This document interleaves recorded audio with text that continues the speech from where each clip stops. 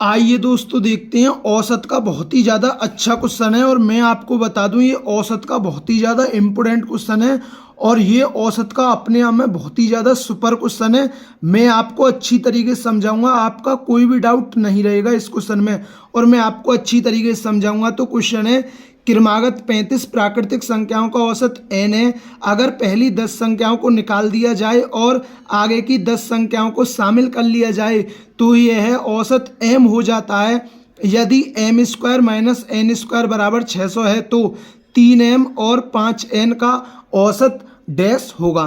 अब समझिए, उसने बोला है क्रमागत 35 प्राकृतिक संख्याओं का औसत कितना है, n है।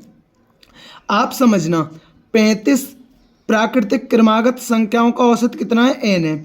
उसने बोला है अगर पहली 10 संख्याओं को निकाल दिया जाए और आगे की 10 संख्याओं को शामिल कर लिया जाए। अब एक चीज समझना, हम पहली 10 को तो निकाल दें, हम पहली 10 को तो क्या करें, निकाल दें, मतलब हटा दें और आगे की 10 को जोड़ लें।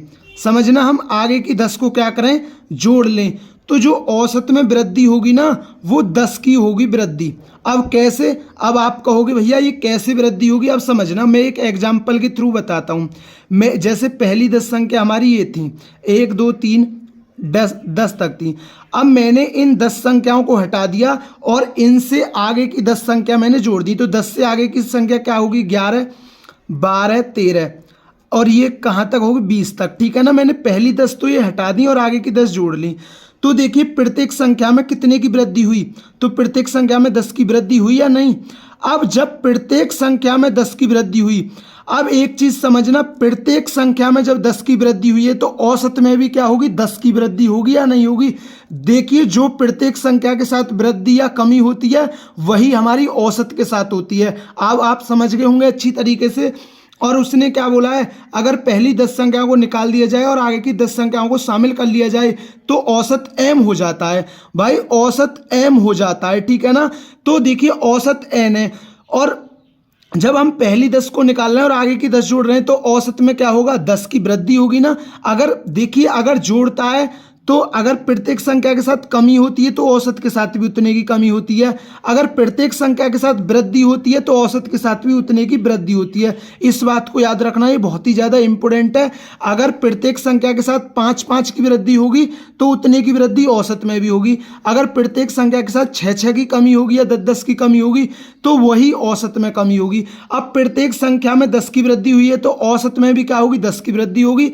औसत कितना है, n है, औसत n है और प्रत्येक और औसत में कितनी की वृद्धि हो जाएगी, 10 की वृद्धि हो जाएगी। तो m का मान कितना आ गया, m का मान आ गया n + 10। आपको कोई दिक्कत, आप बोलोगे भैया कोई दिक्कत नहीं है, आपने अच्छी तरीके से समझा दिया है। क्वेश्चन में बोला है m square minus N square बराबर कितना है, 600 है, ठीक है ना। m का मान कितना है, n + 10 का वर्ग माइनस एन स्क्वायर बराबर 600। अब देखिए हम जानते हैं ए स्क्वायर माइनस बी स्क्वायर क्या होता है, एक बार प्लस और एक बार क्या होता है माइनस, ठीक है ना। कोई दिक्कत, तो एक बार इसको जोड़ दीजिए और एक बार घटा दीजिए, तो प्लस n और एक बार इसको घटा दीजिए, तो a का मान तो n + 10 है, b का मान क्या है, n है और माइनस n बराबर कितना है, 600।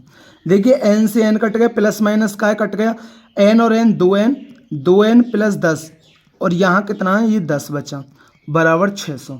तो 10 से ये 0 कट गई, ठीक है ना, तो 2n और ये प्लस का उधर जाके माइनस का, तो 60 में से 10 गया 50, n का मान कितना आ गया, 25। कोई दिक्कत, आप बोलोगे भैया कोई दिक्कत नहीं है। जब n का मान 25 है तो n का मान 25 है, 25 10 35, तो m का मान कितना होगा, 35। आपको कोई दिक्कत, आप बोलोगे भैया कोई दिक्कत नहीं है, ठीक है ना। अब देखिए तो हमसे पूछा है 3m और 5n का औसत कितना होगा, ठीक है ना, ये हमसे पूछा है, ठीक है ना। अब देखिए m का मान कितना है, 35 है और n का मान कितना 25 है।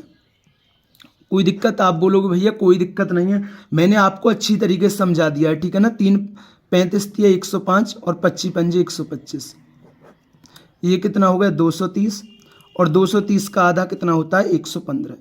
तो 3m और 5n का औसत कितना है, वो 115 है।